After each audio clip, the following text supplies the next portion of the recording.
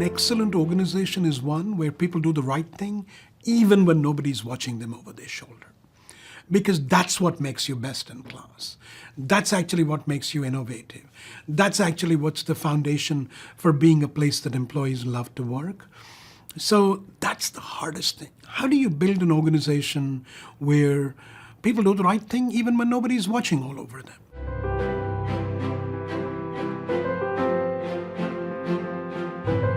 Accountability to me is not a list of metrics. Accountability is what you feel. So felt accountability is the important thing. And from my point of view, there are two foundations. One is a feeling of psychological ownership. The other is a sense of obligation.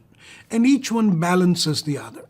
If it's 100% psychological ownership, 0% obligation, it becomes a gateway to being egocentric.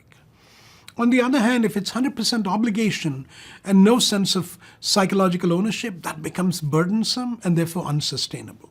So you need a blend of both things.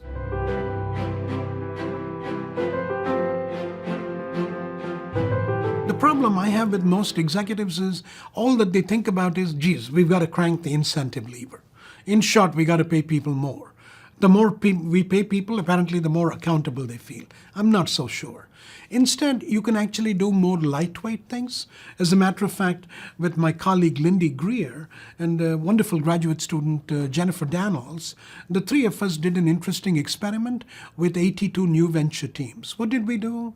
We randomly put these teams into two conditions. The control condition, which I won't bother you about, and then a treatment condition. These teams were teams of 4 to 5 people, and all that we asked team members in the treatment condition was choose a job title that showcases your unique strength. And people came up with titles like Guru of Software or the Queen Bee of Customer Service or the Defender of the Code or whatever. It was amazing. The teams where people chose their own job titles, what did it do? It actually made them feel less anonymous, obviously.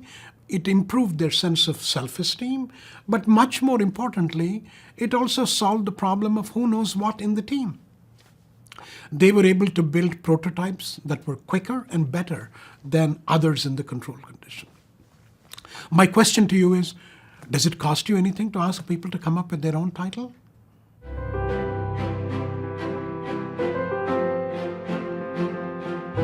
In most organizations, when I look at high performers, on average, high performers can be categorized into two buckets. One bucket is high performers who are high maintenance. They need to be stroked, they need to be paid, they need to be recognized, and they're extremely self-centered. On the other hand, there are other high performers who have been referred to as extra-milers. And what do? They perform well, but they're also the most helpful people. They're the go-to people when you run into a problem. Hey, how do I deal with this customer problem? How do I deal with the technology problem? It's these extra milers that do the most. It turns out most executives, they overload the extra milers. You're never going to go to your high maintenance, high performer and say, can you please do that? They'll just immediately want a lot of things from you. You instead go to your extra milers.